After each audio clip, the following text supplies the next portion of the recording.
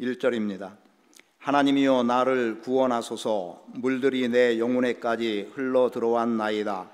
나는 설 곳이 없는 깊은 수렁에 빠지며 깊은 물에 들어가니 큰 물이 내게 넘치나이다. 내가 부르짖음으로 피곤하여 나의 목이 마르며 나의 하나님을 바라서 나의 눈이 쇠하였나이다. 까닭없이 나를 미워하는 자가 나의 머리털보다 많고 부당하게 나의 원수가 되어 나를 끊으려 하는 자가 강하였으니 내가 빼앗지 아니한 것도 물어주게 되었나이다. 하나님이여 주는 나의 우매함을 아시오니 나의 죄가 주 앞에서 숨김이 없나이다. 주 만군의 여호와여 주를 바라는 자들이 나를 인하여 수치를 당하게 하지 마옵소서. 이스라엘의 하나님이여 주를 찾는 자가 나로 말미암아 욕을 당하게 하지 마옵소서. 내가 주를 위하여 비방을 받았사오니 수치가 나의 얼굴에 덮였나이다. 내가 나의 형제에게는 객이 되고 나의 어머니의 자녀에게는 낯선 사람이 되었나이다. 주의 집을 위하는 열성이 나를 삼키고 주를 비방하는 비방이 내게 미쳤나이다. 내가 곡하고 금식하였더니 그것이 도리어 나의 욕이 되었으며 내가 굵은 배로 내 옷을 삼았더니 내가 그들의 말거리가 되었나이다. 성문에 앉은 자가 나를 비난하며 독주에 취한 무리가 나를 두고 노래하나이다. 아멘. 다윗은 그의 인생의 여정 속에서 적지 않은 어려움을 겪게 되고 고난을 받게 되는데 그 고난받음의 이유가 오늘 본문 말씀 속에 기록이 되어 있습니다. 제목을 주여 죄 많은 인생입니다 라고 했기 때문에 그가 죄가 많아서 고난을 당하고 있는가? 그게 아니라는 거죠. 7절의 말씀에 보면 주를 위하여 비방을 받았다라고 말하고 있고, 그리고 9절 말씀 속에서 주의 집을 위하는 열성이 나를 삼키고 주를 비방하는 비방이 내게 미쳤다라고 하는 말씀을 보면, 제가 제목으로는 죄 많은 인생이라고 표현을 했지만 정작 다윗이 당하는 고난은 죄가 많아서 당하는 고난이 아니었습니다. 오히려 주를 위하고 주의 집을 향한 열심이 있는 까닭에 그것을 시기하고 또 대적하고자 하는 사람들에 의해서 다윗이 어려움을 당하고 고난을 당하고 있더라는 거죠. 오늘 우리가 믿음을 지켜 나가다 보면 사실은 적지 않은 불편과 어려움들을 겪게 되는 일들이 있습니다. 즉 같이 신앙생활에 나가는 사람들 가운데서도 나를 조롱하는 경우들이 있기도 하죠. 그리고 실제 그랬던 경험이 있기도 합니다. 어느 정도 지난 시간이 되긴 했습니다만 하나님께서 마음에 감동을 주셔서 기도회를 시작했더니 그것을 무슨 형식으로나 하는 것처럼 여기고 어떤 위기나 모면해 보려고 하는 정도로 비난하는 소리를 듣기도 했습니다. 지금 다윗이 뭐라고 말합니까? 금식도 비난이 되고 있고 주님을 향하여 기도하는 것도 비난이 되고 있고, 그래서 4절 말씀 같은 경우는 까닭없이 당하고 있다라는 정도로 표현해 나가기도 합니다. 우리가 하나님 앞에 어떻게 서서 어떻게 믿음을 지키겠다라고 하는 믿음의 결단과 각오가 있고 그렇게 살아가고 있는데도 불구하고 비난하고 조롱한다는 것은 사실은 외적인 대적의 문제도 있지만 내부적인 대적들이, 즉 나보다 못한 정도의 어떤 정도라고 해도 될까요? 아니면 나보다 더 나은 신앙을 갖고 있는데 하찮은 너 같은 사람이 뭘 할 수 있겠느냐라고 하는 정도로 비난하고 조롱하는 경우들이 있기도 하다는 거죠. 그렇게 본다면 믿음을 지키려고 경건하게 살려고 살아가는 게 오히려 조롱이 되고 비난이 되고 그것이 고난이 된다면 참 어떤 면에서는 우리의 속된 표현으로 죽을 맛 같은 정도가 될 것 같습니다. 왜냐하면 주님의 몸된 교회를 위해서 내가 이렇게 열심하고 있다 스스로 생각하고 있는데, 그런데 누군가는 그것을 가지고 조롱하고 비난하고 있고, 때로는 하나님이 금식하게 해서 금식하고 있는데 그것이 조롱거리가 되고, 또 하나님 앞에 부르짖어 기도하는데 그것을 하나의 형식으로나 보거나 아니면은 그냥 말씀드린 그대로 위기를 모면하고 하는 것처럼 이렇게 대응하고 있는 사람들이 있다는 거죠. 그럼 그것 또한 참 불행한 일이라고 보여집니다. 그래서 먼저 말씀드리는 바는 다윗의 고난의 이유를 보면서 혹 우리의 인생은 어떠한가? 우리도 주를 위한 열심 때문에 당하는 고난이 있지는 않은가? 아니면 하나님의 집, 이걸 저는 교회라고 표현한다면 교회를 위한 열심 때문에 비난을 받고 있지는 않은가라는 겁니다. 사실은 우리 안에 그런 일들이 일어나는 것들이 있어요. 누가 무엇을 하면 어떻습니까? 네가 뭘 안다고 그러느냐라는 거죠. 네가 우리 교회에 대해서, 내 교회에 대해서 뭘 알길래. 그런데 그것은 그릇된 주인 의식 속에서 믿음의 연약한 자들에 대해서 오히려 상처가 되고 아픔이 되는 경우들이 있습니다. 정작 자신은 하지 않으면서, 자기는 행하지 않으면서 누군가가 행하고, 그래서 교회를 돌보고 더욱 관심을 갖는 그들에 대해서 열심하기 때문에 비난받는 게 사실은 아니에요. 자기가 열심하지 못하니까 열심내는 사람을 시기하고 비난하는 이러한 태도들이 있음을 보게 됩니다. 그래서 어떤 경우는 교회에서 무슨 일을 시키거나 한다면 그게 부담이 되니까 옳은 일이기 때문에 해야 된다는 건 아는데, 그런데 오히려 옳은 일임에도 불구하고 해야 된다는 부담, 그리고 내가 이만큼 헌신하고 싶지 않다는 거죠. 할 수도 없다는 거죠. 이런 것들 때문에 알면서도 거절하고 거부하는 일들이 있기도 하고, 때로는 실제 교회를 떠나기도 하는 모습들을 보게 됩니다. 그러니까 자신의 믿음의 정도가 그만한 위치가 되지 않는 거예요. 그럼에도 불구하고 자기는 그런 모양인 듯 살아왔지만 정작 어떤 상황 속에서는 자기 스스로 교회를 떠나고 또는 하는 일을 스스로 거절하고, 여러분 교회의 어떤 일에 대해서 생각해 보세요. 반대하는 일은 왜 생길까요? 반대는 달리 있지 않습니다. 자기가 하고 싶지 않다는 거죠. 나는 할 수가 없다는 거죠. 그리고 나는 그만큼의 헌신 필요치 않아. 이런 것 때문에 사실은 대부분 무언가 교회가 어떤 일을 하려고 할 때 반대의 자리에 서는 것들을 보게 됩니다. 사실 본문 말씀 계속해서 우리가 시편 말씀을 수요일마다 대하게 되는데, 시편 69편 본문은 내용이 좀 36절까지 긴 내용이기 때문에 이렇게 끊어서 좀 말씀을 전해야 되겠다, 최소한 2번 정도로 나눠야 되겠다, 이런 생각을 하고, 그래서 오늘 12절까지의 말씀을 대하게 되는 거예요. 그런데 12절까지의 내용 속에서 지금 다윗의 상태가 어떻습니까? 먼저 다윗의 상태는 자기 스스로 갖는 생각이에요. 그 내용을 보면 나 스스로를 돌아볼 때 자신이 얼마나 어리석음을 이야기합니다. 5절에 뭐라고 기록합니까? 하나님이여 주는 나의 우매함을 아신다는 거예요. 왜 우매함을 아신다고 하냐면 나의 죄가 주 앞에서 숨김이 없는데 마치 나는 숨길 수 있을 것 같이 살아온 것이 얼마나 우매하다는 것을 다윗은 말하고 있습니다. 다윗이 우매해서 우매한 게 아니에요. 사실은 다윗은 자신의 죄에 대해서 감추려고 했지만 그 죄가 드러났을 때는 철저하게 회개함으로 인해서 결국은 내 마음에 합한 자 다윗이라고 그렇게 여김을 받았던 사람입니다. 그런데 여러분, 내 죄를 주님 앞에 숨길 수 있을까요? 그렇지 못하는 거예요. 주님은 우리의 앉고 일어섬을 아십니다. 우리의 행하는 모든 일에 모르시는 분이 아니에요. 그렇기 때문에 우리의 죄의 문제에 대해서 샅샅이 낱낱이 다 아시는 분이기 때문에 우리가 거기에 대해서 숨길 수도 감출 수도 없음에도 불구하고 우리는 마치 보이지 않았으니까 감추면 감춰지겠다라고 하는 그런 의식을 가지고 살아간다면 그것이야말로 다윗이 말하고 있는 것처럼 정말 우매한 사람일 수밖에 없습니다. 가늠하다가 현장에서 잡힌 여인을 이끌고 그를 앞세우고 당장이라도 돌로 쳐 죽여야 되겠다는 마음으로 당시의 율법적인 행위를 가지고 저마다 다 손에 돌 하나씩을 들고 있어요. 그리고 예수님을 시험하듯이 묻습니다. 이 여인이 현장에서 이러이러하다가 잡혔는데 모세의 율법에 의하면 이렇게 하라고 합니다. 그러니 당신은 어떻게 하겠습니까? 예수님은 침묵하시죠. 그리고 바닥에 무언가 쓰셨는데, 그런데 사람들이 어때요? 저마다 돌을 하나씩 다 내려놓고 그 자리를 떠나고 현장에서 잡혀온 여인만 남습니다.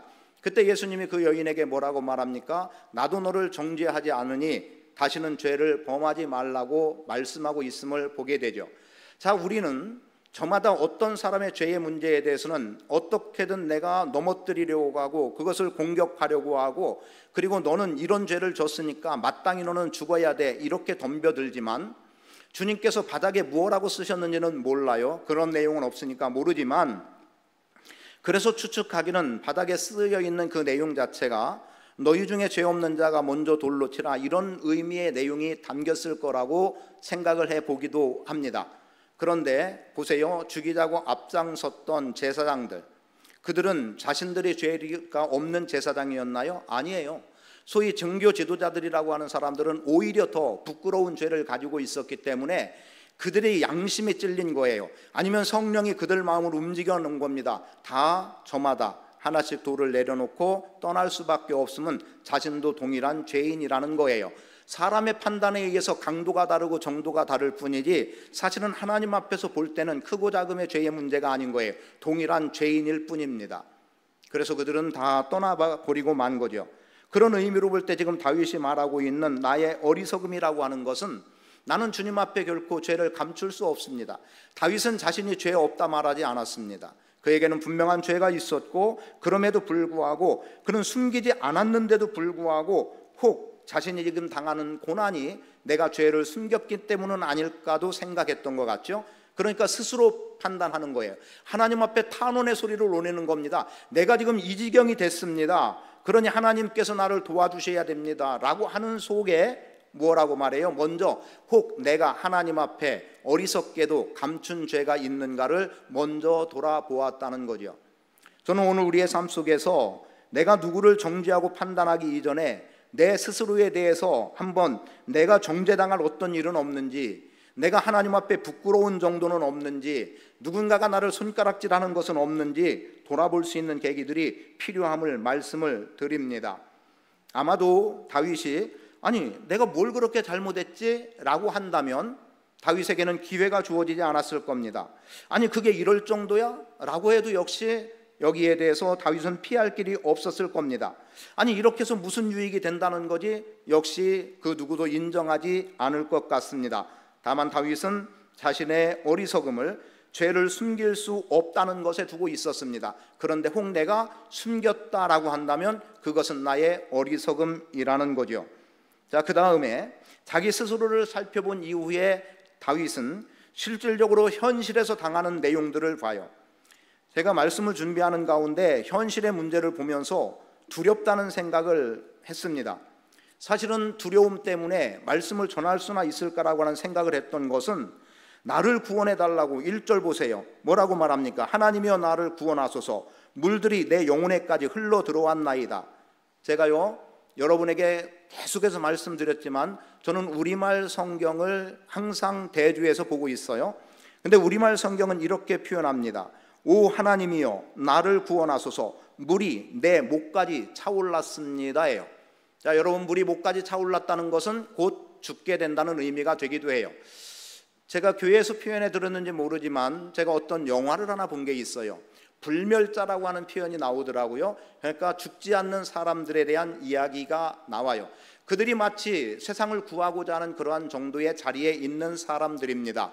그러니까 이들은 이제 고대에는 아주 오래전에는 그러니까 이들의 수명이 몇천 년이 되는 거예요. 왜? 영원히 죽지 않는 불멸자니까. 그래서 창과 칼을 가지고 싸울 때는 여기저기 베여요. 그리고 칼에 찔려서 실제 죽어요. 그런데 다시 살아나요. 그리고 이제 현대로 와서는 어떻습니까? 총에 맞아서 죽어요. 그런데 또 살아나요. 이런 모습들이 그려져요. 그런데 불멸자라고 해서 무한한 능력이 있고 삼손 같은 힘이 있느냐? 아니더라고요. 그냥 붙잡힐 때는 일반인들과 똑같은 거예요. 다만 어떤 자기 몸의 상처, 목숨을 잃을 만한 어떤 지경에서는 그들이 죽지 않고 다시 살아나더라는 거예요. 죽었어도 다시 살아나더라는 거예요. 그런데 그 내용 가운데 하나가 뭐였냐면 한 500여 년 전에 그들 팀으로 있었던 여자 한 명이 붙잡혔어요. 그러니까 마치 마귀 사냥을 당하듯이 그 여인은 불멸자라고 하는 이유 때문에 뭐 사회 지도자인지 종교 지도자인지 거기까지는 모르겠지만 그들에 의해서 붙잡히고 결박을 당하는데 이게 관인지 아니면 고문하는 도구인지 모르겠지만 몸이 들어갈 수 있는 철로 된 그런 관 같은 데다가 사람 모양 그대로고 눈이 뚫리고 코, 입이 다 뚫린 가운데 몸이 다 묶여서 그 관짝 같은 속에 들어가 있고 그것을 쇠사슬로 꽁꽁 묶어서 깊은 바다로 던졌습니다. 한번 상상해 보세요. 그 여인이 어땠을까? 자, 물에 빠져 죽었어요. 그죠? 물에 빠졌으니까 이제 고통스럽게 호흡이 안 되니까 죽습니다. 그런데 문제는 다시 살아난다는 거예요. 죽었는데 다시 살아나요. 다시 살아남과 동시에 또 죽음의 길로 가다 얼마 지나지 않아서 아마 어쩌면 숨을 오래 참을 수 있다면 2, 3분 정도가 될지 모르겠죠. 죽어요. 그리고 죽었다가 또 살아나요. 그런데 또 2, 3분 있다가 또 죽어요. 이게 500여 년 동안 지금 계속해서 물속에서 반복이 되는 겁니다. 그런데 그 영화의 마지막 부분에 이 여성이 등장해요. 누군가에서 이게 꺼내주고 열렸는데 그때는 이제 자유가 되는데, 아마 후속편이 나오기 위해서 그렇게 만들어졌을 것 같다는 생각을 하는데, 어쨌든 불멸. 그래서 거기서 얻은 교훈은 이겁니다.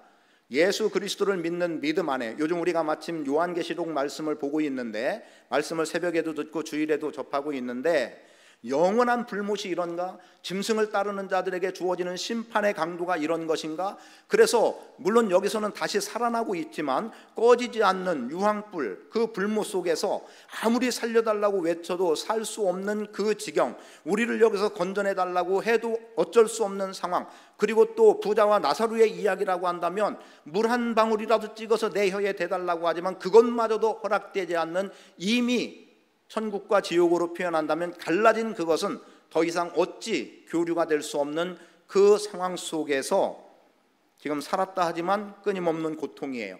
이제 고통이 끝나나 했더니 또 살아나서 고통이에요. 그리고 또 고통이 끝난 줄 알았더니 또 살아나서 고통이에요. 차라리 죽으면 좋은데 또 다시 살아나는 게 진짜 고통이더라는 거죠. 그럼 여러분 어떻습니까? 계시록 말씀대로라고 한다면 우리는 어린 양을 따르는 자들일까요? 짐승을 따르는 자들일까요? 한번 생각해 보기를 원합니다. 우리는 당연히 어린 양을 따른다고 하지만 계시록은 꼭 그렇게 말씀하지 않습니다. 믿음의 사람이라고 하는 그들 속에서도 여전히 짐승을 따르는 자들이 있기 때문에 짐승의 표를 받지 말라고 말하는 거예요. 그런데 결국 짐승의 표를 받는 그들에 대해 심판은, 예리한 낫을 가진 천사가 어떻게 합니까? 낫을 휘둘렀더니 포도가 다 수확이 돼요. 그 포도는 포도즙 틀에 담겨집니다. 성박 포도즙 틀이에요. 그리고 거기서 피 흘림의 결과는 어떻게 나옵니까? 그냥 우리의 수치로 보면 대략 1.5m 정도라고 그렇게 표현해요. 말에 아마 제가 표현이 생각이 안 나네요. 말 제갈 먹인 그 정도 위치니까 말이 서 있을 때는 누워있는 말을 표현하진 않을 것 같습니다. 그리고 1600 스타디온이라고 하는 것은 대략 300km 정도, 어떤 자료에는 이스라엘 땅이라고 말하는데 사방이에요. 그러면 그 정도의 높이에, 넓이에 피로 가득 채워진다고 하면 하나님의 심판 때의 진노에 떨어지는 무리가 얼마나 많은지 알죠. 대신에 또 동일한 하나의 은혜는 주어집니다. 그게 뭡니까? 14만 4천이라고 하는 유대인들로 표현하겠습니다. 그들, 그리고 또 아무라도 셀 수 없는 무리들, 어린 양을 따른 자들은 영생에 들어가는 은혜, 곳간에 들여지는, 그들은 예수님이 추수했어요. 그죠? 예수님이 추수했습니다. 예수님, 인자 같으신 이가 구름 위에 있고 그리고 금면류관을 쓰고 예리한 낫을 가진 그분이 추수해서 곳간에 들인 거예요. 알고 본 곳간에 쭉정이는 불에 타는 곳에 던져버리는 결과를 가져오게 되는 것을 봅니다. 지금 물이 내 목까지 차올랐다. 이제 곧 죽음이에요. 얼마나 고통스러울까요? 그런데 그것뿐입니까? 내 발 디딜 곳 없는 깊은 진창 속에 빠졌다는 겁니다. 그리고 홍수가 나를 집어삼켰다는 거예요. 산청이 지금 가장 이번 피해를 가장 많이 입은 지역인가 봅니다. 아마도 산사태 내지는 이런 것들 때문인 것 같고 여러 사람이 죽었기 때문인 것 같아요. 친구 목사가 이제 그 군민 중에 누가 돌아가셨기 때문에 모르는 사람이지만 그 장례식에 갔다는 거예요. 아마도 군에서 집행한 건지 모르겠어요. 그런데 그 남편 넋이 나갔더라는 거죠. 그리고 횡설수설하더라는 거예요. 그리고 메시지 몇 자를 적어서 보냈는데 예수 믿는 것, 믿은 것만으로도 얼마나 감사한 일인지 모르겠더라, 이렇게 표현하는 내용으로 메시지를 받았어요. 맞습니다. 우리는 그런 거예요. 예수 믿는 것만으로도 감사한 거예요. 그 이상 뭘 바라고 기댈 것도 없어요. 내가 예수 믿고 구원받은 견고함이 있으면 되는 겁니다. 자, 내가 징창 속에 있고 홍수가 나를 집어삼켰다. 도와달라고 외쳤지만 도와주는 것 없으므로 목은 말라버렸다는 거죠. 눈이 빠지도록 하나님을 기다렸다는 거예요. 눈이 빠지는 내용을 보니까 이렇게 표현돼요. 눈이 파괴됐다는 겁니다. 눈이 파괴됐다는 거예요. 빠진 의미도 있겠지만 아마도 그냥 표현에 핏줄이 다 터지고 이런 정도는 또 아니었을까, 이렇게 보여지기도 합니다. 그런데 문제는 4절에 있어요. 이유 없이, 까닭 없이, 부당하게, 이게 문제인 거예요. 여러분, 부당하게 당하는 어려움이 있죠. 이유 없이 당하는 어려움이 있죠. 아니 내가 뭘 잘못했길래 이러지? 이런 일들이 참 많습니다. 미워하는 자, 원수, 적이라고 표현됩니다. 그들이 너무 강한데 그 강함 때문에 내가 지금 엄청 어려움을 겪고 있다는 거예요. 흔하게 일어날 수 있는 일 가운데 내가 훔치지도 않았는데 억지로 물어줘야 되는 이런 일들도 우리 안에 있죠. 나 분명히 안 했는데 자꾸 내가 했다네. 그러니 어쩌겠어요. 그래, 차라리 그렇게 해주고 말지, 갚아줘 버리고 말지, 내가 그랬다고 인정해 버리고 말지. 이런 일들도 우리 안에 허다하게 일어나는 일들 가운데 하나입니다. 그런데 다윗은요, 이것뿐이었겠습니까? 8절에 보면 내가 내 형제들에게 외면당하고 내 어머니의 아들들에게 소외당했다는 겁니다. 여러분, 내 형제, 내 어머니의 아들들, 육신의 형제고 라고 말할 수 있겠지만 이것을 한 걸음 나가면 하나님의 자녀예요. 하나님을 아버지로 둔 믿음의 자녀들입니다. 믿음의 자녀들, 영적인 가족인데 그 영적인 가족들에게 외면당하고 있고, 그리고 버림당하고 있고, 그리고 내쫓기는 일들을 겪고 있는 모습을 보는 겁니다. 그래서 소외당했다, 외면당했다 이렇게 말하죠. 10절은 또 뭐라고 말합니까? 내가 금식한 것이 오히려 욕이 됐고 베옷을 입고 통회하는 게 오히려 놀림거리가 되고 있더라는 겁니다.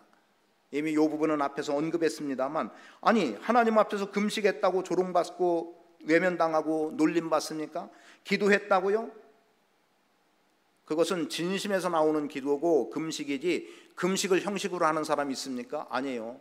까닭 없이 그렇게 하지 않습니다. 그렇게 본다면 이 놀림거리, 사실은 놀림거리도 아닌 거예요. 그래서 4절은 말하는 거예요. 까닭 없이, 이유 없이, 부당하게, 이런 말이 나오고 있는 겁니다. 12절까지의 말씀은 끊임없이 욕먹고 조롱당하는 내용이 나옵니다.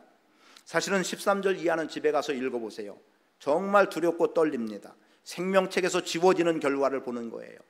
여러분, 이런 자리에 서면 안 돼요. 그런 사람이 돼서는 안 됩니다. 다윗이 지금 당한 현실의 문제였습니다.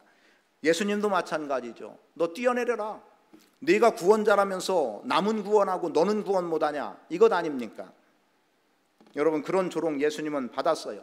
십자가를 지는 속에서도 고난당할 때도 희롱당하는 내용들을 보게 됩니다. 그런데 다윗은요, 얼마나 양심적입니까? 6절을 보세요.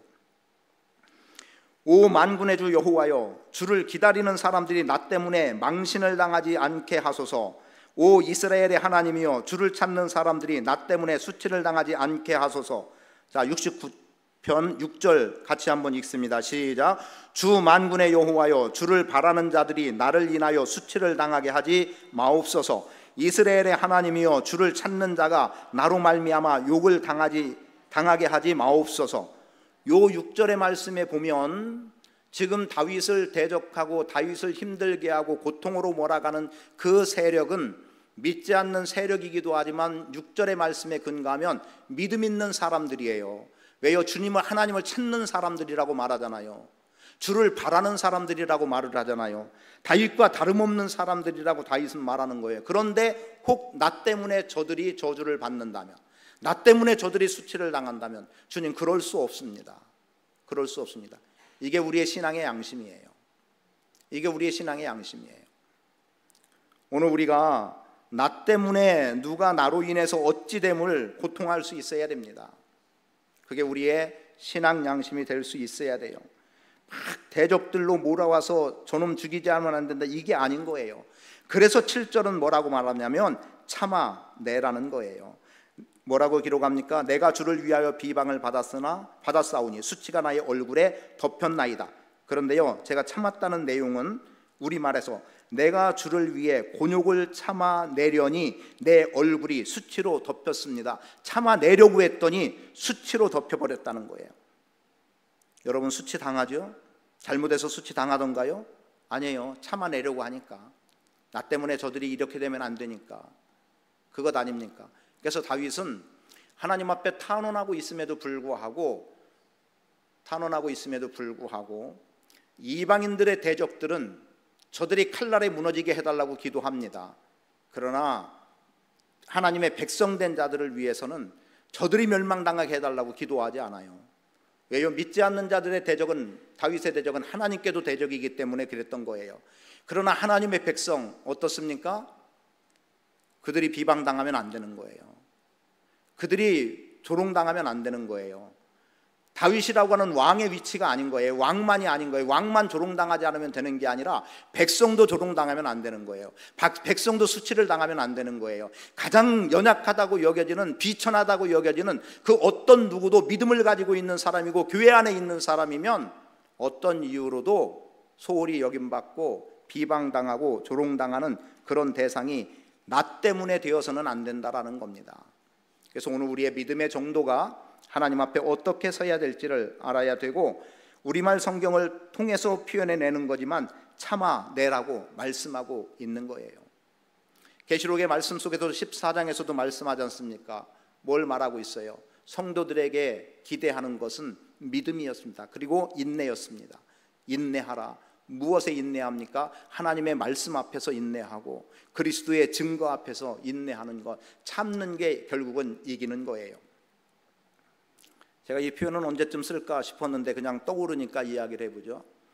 제가 가끔 가다가 격투기를 봐요. 이 남자들이 그런 거 있어요. 좀 이렇게 치고 받는 거 좋아가지고 권투, 사람 어떻게 보면 참 이게 잔인한 운동이에요. 잔인한 경기인데 또 격투기는 또 권투 정도로 뭐 글러브를 그렇게 막 두툼한 걸 끼고 있지 않기 때문에 피 흘리는 경우도 있어요. 근데 뭘 보게 됐냐면, 뭐 선수 이름도 몰라요. 아주 오래전 것이기 때문에. 그런데 한 선수가 상대방을 이제 쓰러뜨리려고 뒤에서 잡고 막 힘을 쓰는 겁니다.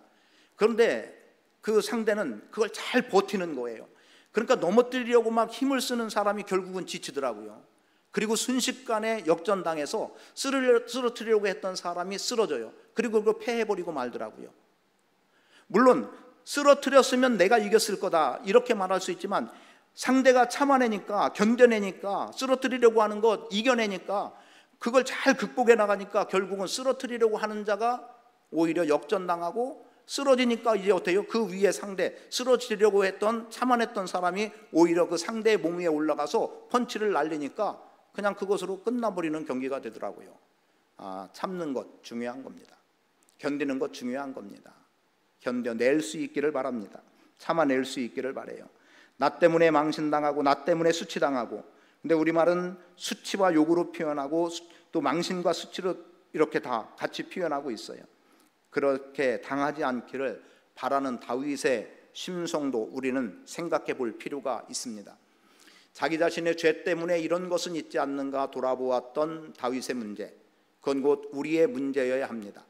그리고 어떤 모양으로도 고난을 당한다는 그 고난의 정도가 무엇 때문일까도 생각해 볼 수 있어야 되고, 정말 주를 위한 열심 때문에 당하는 고난이라고 한다면, 주님의 집을 향한 열심 때문에 당하는 고난이라고 한다면 참으면 이기는 거예요.